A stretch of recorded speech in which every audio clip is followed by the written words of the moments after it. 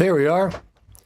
Hey everyone, how you doing today? I've been working out some kinks with my Ecamm Live setup.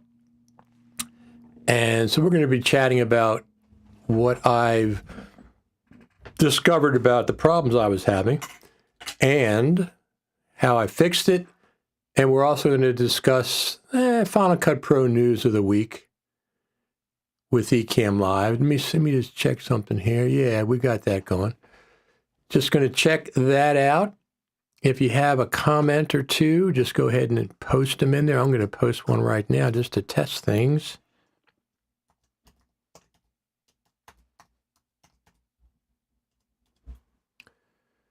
Just to double check.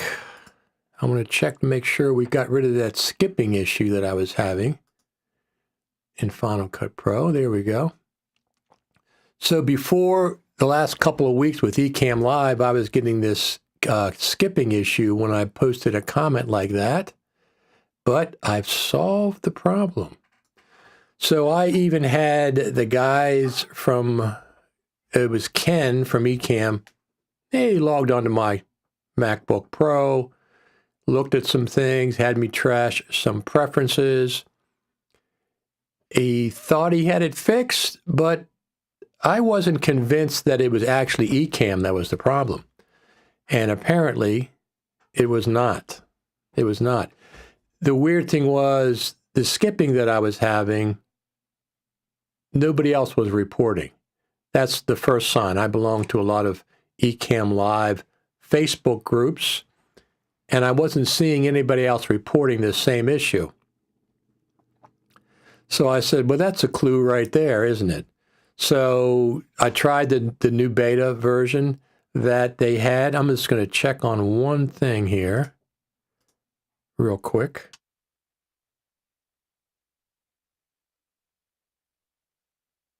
Okay, that checked out fine. And so I said, what else could be the problem? And I switched.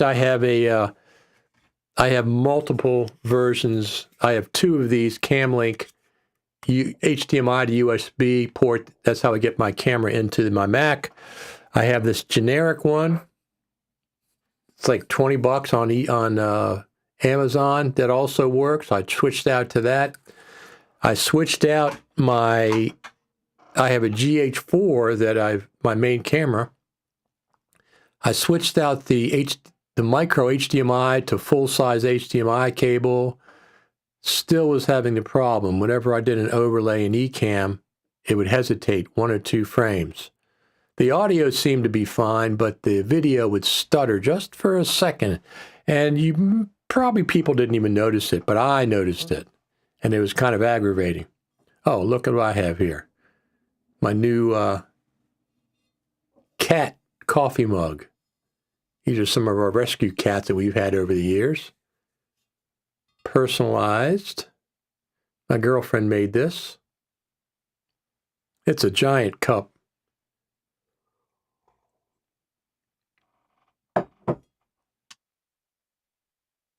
But anyway, so I figured I'd come on here today, check out some comments and things, and so far it's working. How did I figure out what was going on? Well, it's one of the main things that you do when troubleshooting. I created a new user account, a blank new user account, fresh, preferences, apps, etc. And the good thing about the Mac is you can do that quick user switch, fast user switching. So I can go to my old account and back to this new account, old account, back to this new account. Don't have to reboot. So if I had a preference, for example, in my Stream Deck, I had different scenes that I had set up and scenes in Ecamm. So I could go to the old account, export those files that I needed for the new account. I use the applications folder because it's available to both accounts. I just stuck them in the applications folder. I know there's some kind of a sharing folder, but I said, heck, I'm just going to use the application folder. So I switched over preferences that I needed via the applications folder. I switched to the new user, switch to the old user, new user, old user, and I got it up and running. And so far, let me just put this back here again. So far, there's no skipping when I add a comment now. Everything's nice and smooth.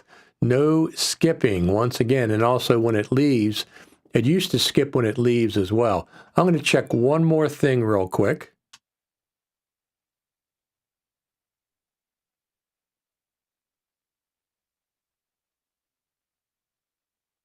Okay, everything's looking good. I also put since I was on a new user, everything had to be reset. All my Ecamm settings, all this, all that. And I have a TLM 103, Neumann TLM 103 microphone here going through a U audio. I got the U audio interface working again. Oh, there's a police. And one of the things I have to do that I didn't do initially was I have to put a delay on the audio so the audio and video are in sync, because I'm having, there's two different paths. The video is going in the HDMI, the 4K, the Elgato 4K, HDMI to USB plug-in, and then my audio is going a separate path through Thunderbolt, through the UA device. So here we got another comment. Hey, Richard, looking good. Thank you. That's Roz, Inspire Video. How you doing? I think that's Roz. If my eyesight is correct, I think that's who that is. Thank you. But anyway, creating the new user account, the skipping that I was having with Ecamm Live is gone. Completely gone. So it's something in the old user account.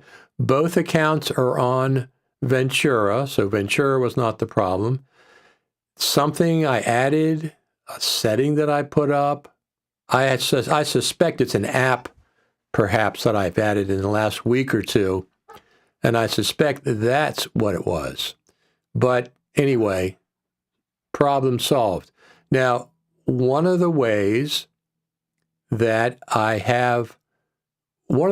knew to create a new user account, because I have that up, and for Final Cut Pro troubleshooting.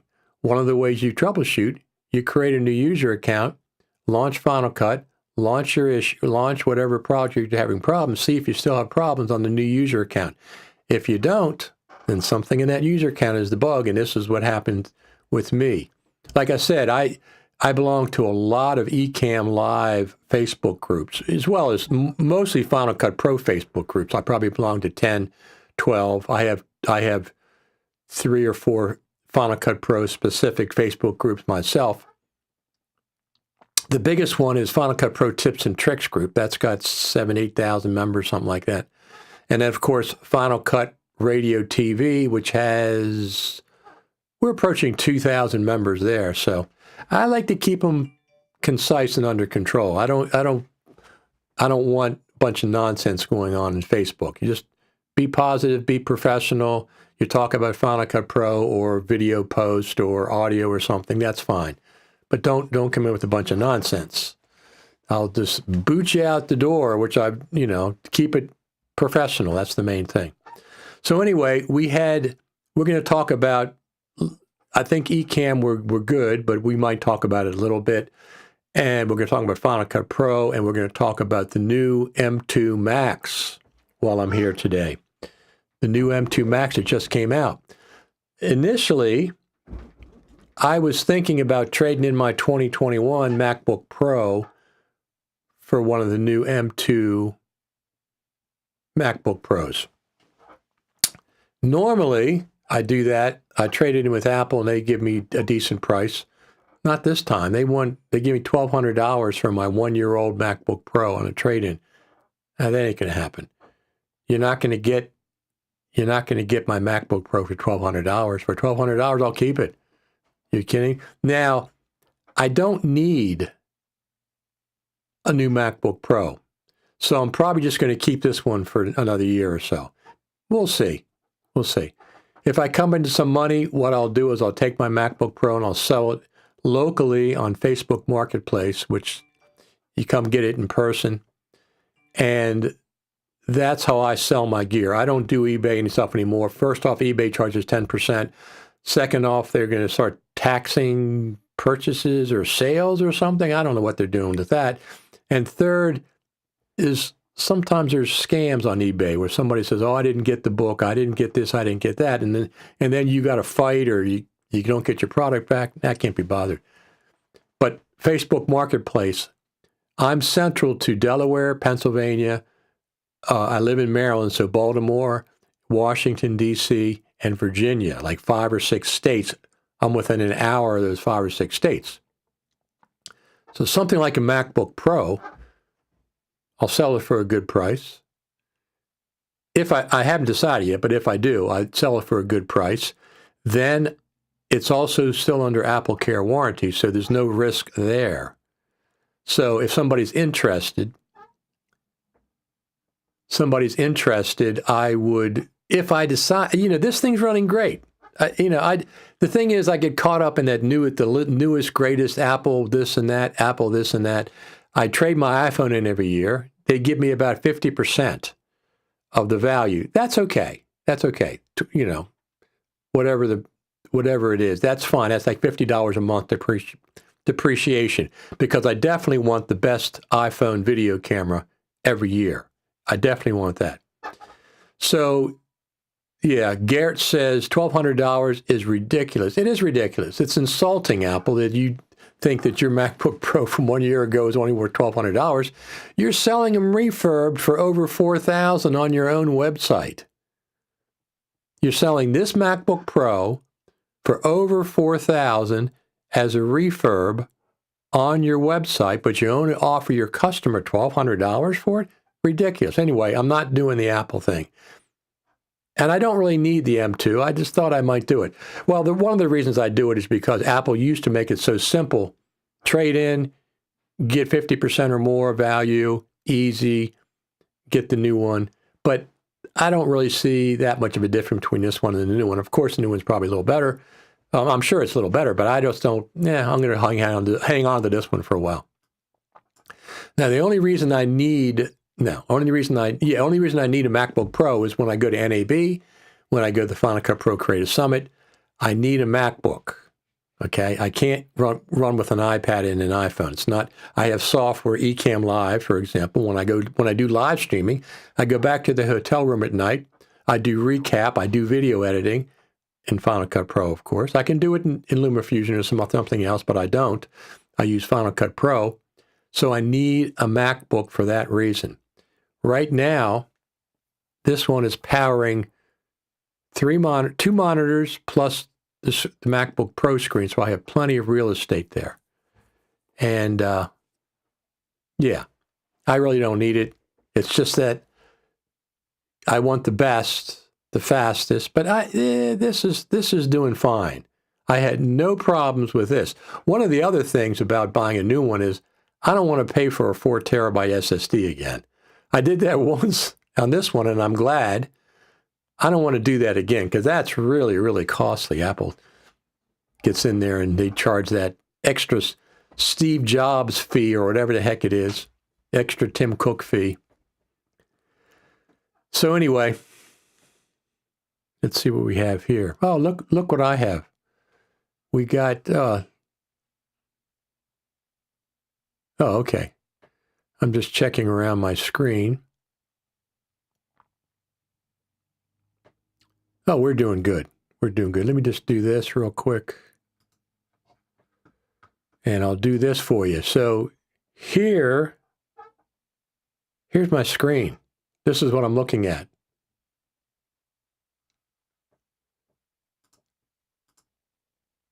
This is my screen. I have a preview monitor, program monitor over there, program monitor. You can see my audio right down there, audio levels right down below me, so I can make sure the audio is coming through. That names the device as Scarlett 2i4 USB, but that's not what I'm actually, that's just a Mac USB device. I actually feed that with the UAudio interface through my mic.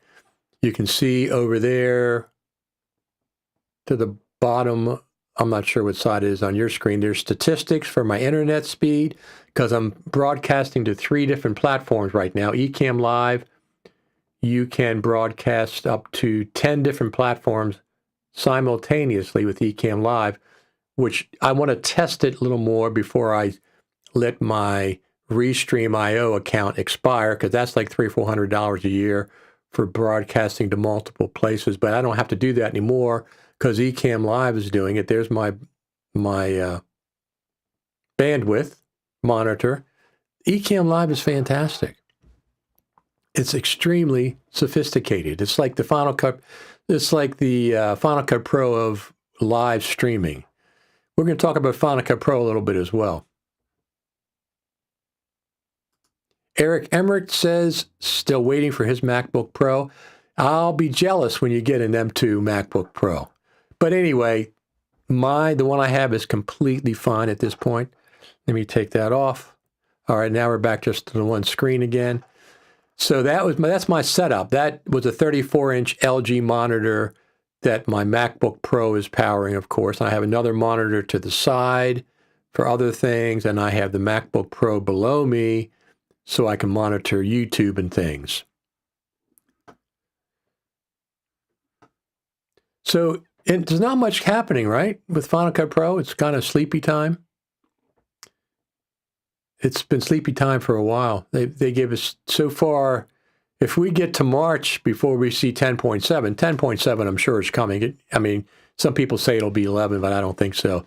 But if it is, that's completely fine. Final Cut Pro 10.7 between now and NAB in April, right?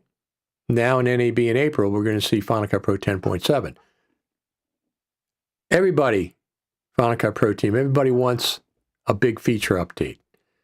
10.5 wasn't, 10.6 wasn't, but we want 10.7 to be a feature update so we can tell our friends that have, perhaps been a little bit poking us.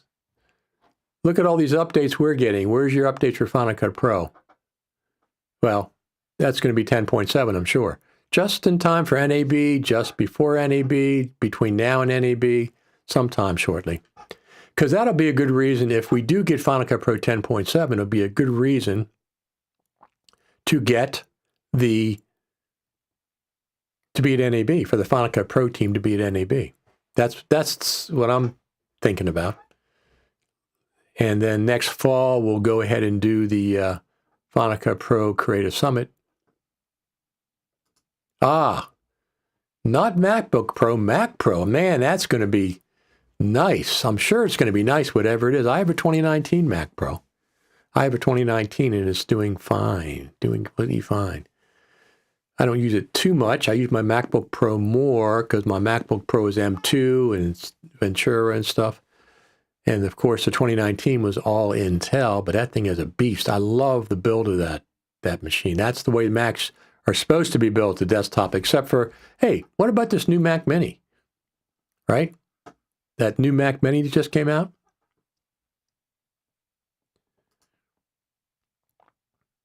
The update request button directly in the file system of Final Cut Pro surprised me. Was that a recent addition?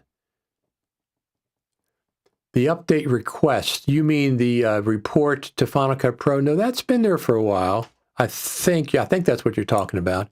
That just, the update request, the bug report, that's been there for a while. That's been there for a while. Feedback or whatever they call it. I have a link on my website as well. And just checking it out.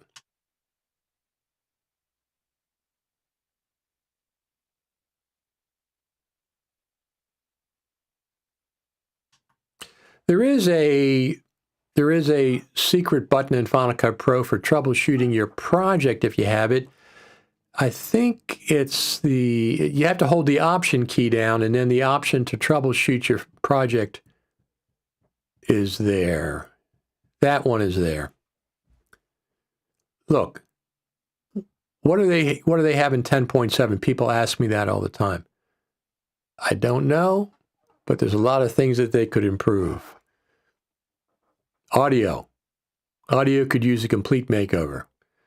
We need some kind of controls for audio, volume controls, pans, I know you can put everything in a compound clip, but I don't like doing that. That's a little clunky. That's not the way the audio is designed. That's the workaround, which so far it's been fine. I mean, I do that, rolls and stuff, but I still wanted faders or something, whatever the rolls-based mixer, whatever the heck they got going on there.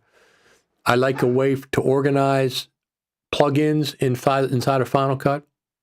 Put favorites in folders and stuff, just drag and drop, rename, save groups. Because when I'm going through titles, and I have over 1,000 plugins, when I go through titles, and I like this one, I like to be able to just drag it and drop it into a favorites folder and organize the favorites folder. These are titles, these are lower thirds, these are full frame graphics, whatever I want. Same with transitions. Same with, effects you can do by Save Effects preset, but I like to just do drag and drop right inside of Final Cut. How about working with, how about B-Raw support? Our friend Chris Hawking, which I think is going to be on next week, he's got that very, very cool plugin to use to be able to use B-Raw inside of Final Cut Pro Live. By the way, next Thursday, very early in the morning, 6 a.m. here. 6 a.m. on the East Coast of the United States, those darn Aussies make me get up at 6 o'clock in the morning to have them on the show. So Aussies Volume 7, maybe? Final Cut Pro TV Volume 7 with our friends from Australia. They make me get up do a broadcast at 6 a.m. in the morning here. I have to get up. I'll get up at 4, 3:30, something like that. That's the time I normally get up, so that's no big deal. But they're going to be there next Thursday, as it is right now, at 6 a.m. next Thursday. 6 a.m. East Coast time, just so you know. Let's see what else we have here. I'm going to turn that off. So one of the things when I did the new user account is, so a new user and the original user share the main applications folder. But when you drag an app from over there, unless it's from the App Store, you still have to serialize things. So I have apps and they're in trial mode. I have to go back and get the key or the serial number or whatever and punch that in to make it do away with the trial mode.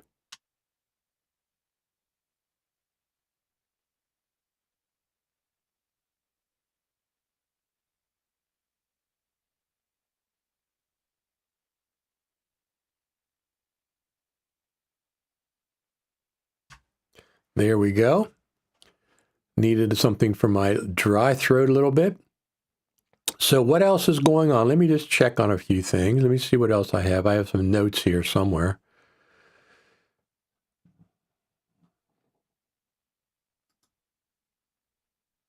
Somewhere I had notes. Maybe I don't. Oh, I have a search in the field. That's one thing I didn't want to do. Let me see what we got here. Notes, iCloud. Just checking on a few things. Let's do. Is that it? Before. Well, you know what? It's not that. Oh, I see. I'm way down the bottom of the list. That's why it's not showing up. Let me just go here. So anyway, here's one of the things I want to talk about. This is very cool. Very cool. Let me pull this up.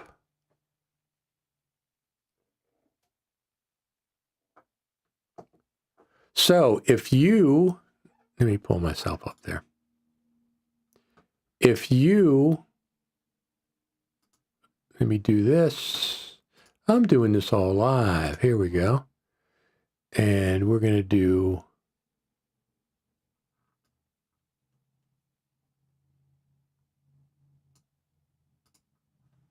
this. Go over here.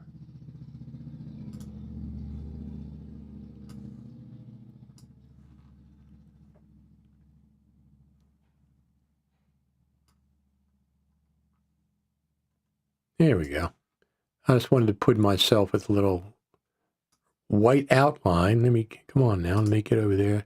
It's a little too thick. I'm going to narrow it down. There we go. That looks good.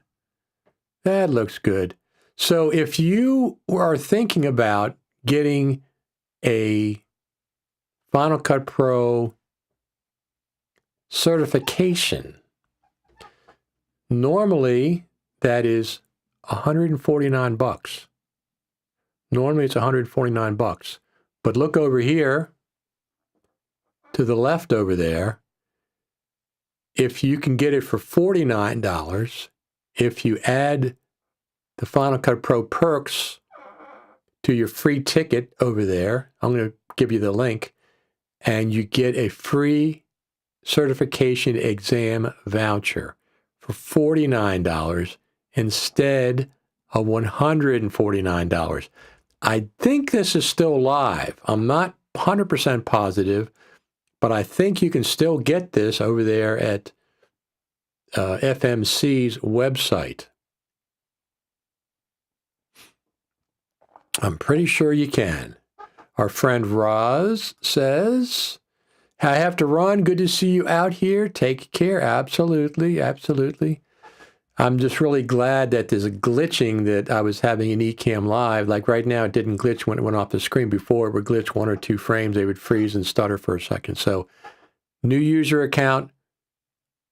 Well, you tell me if you're a Final Cut, if you're a Mac OS 10 person.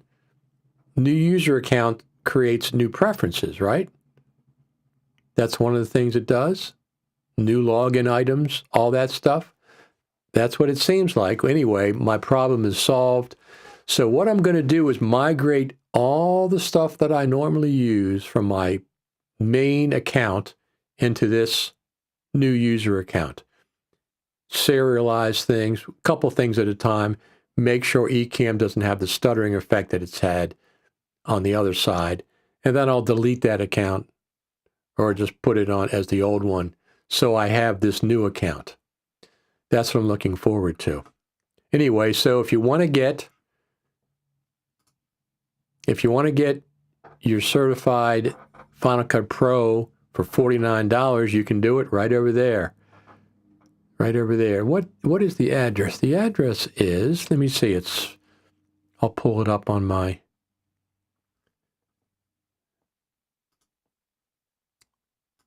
Safari browser. Oh, that's interesting. Yeah, that's pretty cool. Virtual day. Let me see what it says. Yeah. So it's fcpglobalsummit.com. That is the address. That is the email address, I should say. Let me see this. Is this one working? Yeah. Select the camera source. Ah.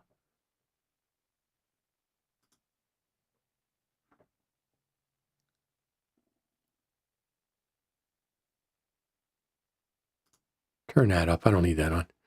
So this is the page right there, fcpglobalsummit.com. They concluded, it says virtualsummit.com/virtual day.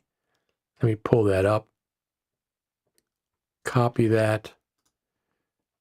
Put it up on the screen. Let me see.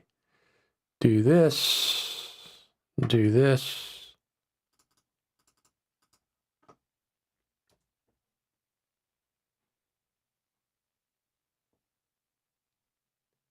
Just going to put this up there. Take that off. Bring it down to, let's do that size. Let's do this size. I don't think it needs, we'll do a background. We'll do a blue background. Add. So this is the URL you want to go to for that special, fcpglobalsummit.com virtual-day. That's what you can do. All right. So is there anything else going on with Final Cut Pro this week? Not really. I don't know much about anything else. But I just wanted to come on here and keep on testing this. I tested it this morning a couple times. I wanted to keep on testing this to make sure as I'm adding things back to the new user account that I didn't go back and trip it up again, make it skip it. So far, we're fine. I have about, what do you have? I have about a dozen different apps that I use all the time. Something like 1Password. Got to have that. Text Expander. Got to have that. Text Sniper. Got to have that.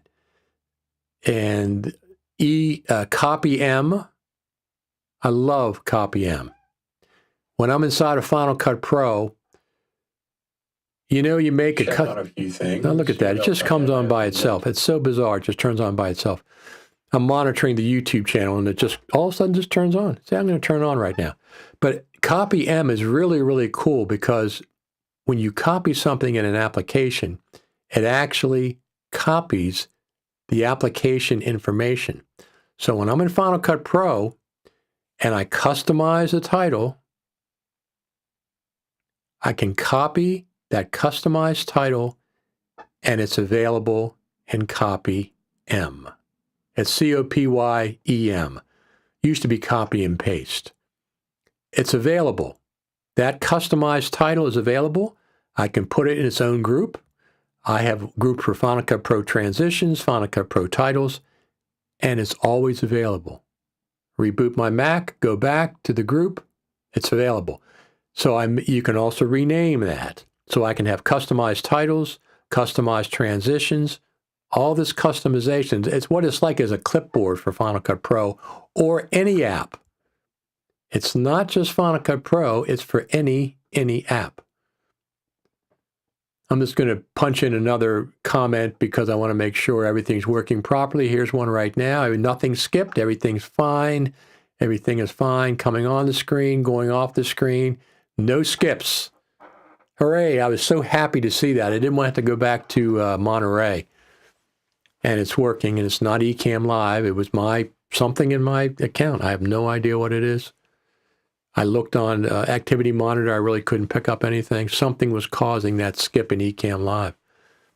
But anyway, it's a good troubleshooting technique anyway, right? Yes, it is.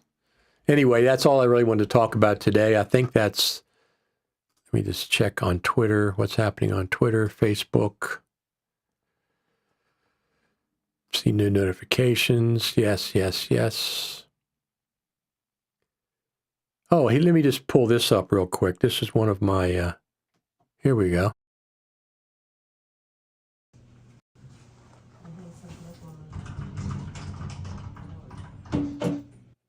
This is the cat room. That's Lucy on the bottom left. And Luther, if you can see him all the way at the top of the cat tree, he's a gray Russian blue, they call him. He's a gray cat. That's the cat cam. Summertime and the springtime, I'll go back outside with the bird feeder cam in the backyard, but right now it's pretty bleak out there. Not much is happening. Lucy and Luther. So what do you think? Not bad. We rescue a lot of animals over the years. That's two of the ones we have. Anyway, I think that's it for today. Ecamm Live is running smooth as can be. They have version 4 coming out next week, I think. I'm on the beta 3.25, I think it is at this point. It's running great. I use their beta because their beta is very stable. Ecamm Live is. Ecamm Live's beta is very stable. All right, everyone. So don't forget to subscribe over there at YouTube. Richard Taylor TV is where it is. Let me just put that up there. I'll put it up there. This is all of my social media. Instagram, YouTube, Facebook, Twitter, Richard Taylor TV. Everything I have on social media is Richard Taylor TV.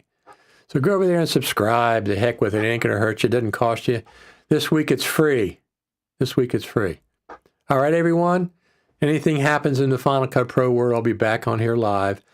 I expect Final Cut Pro 10.7 to be happening at some point between now and NAB. NAB is April the 16th. I'm planning on going at this point. I have my room. I have my plane reservation, so we'll see how that works out. Hopefully it's just like it was last year with no problems. I'm going to get out of here. My name is Richard Taylor. I will talk to you later. Thanks for tuning in. Saturday.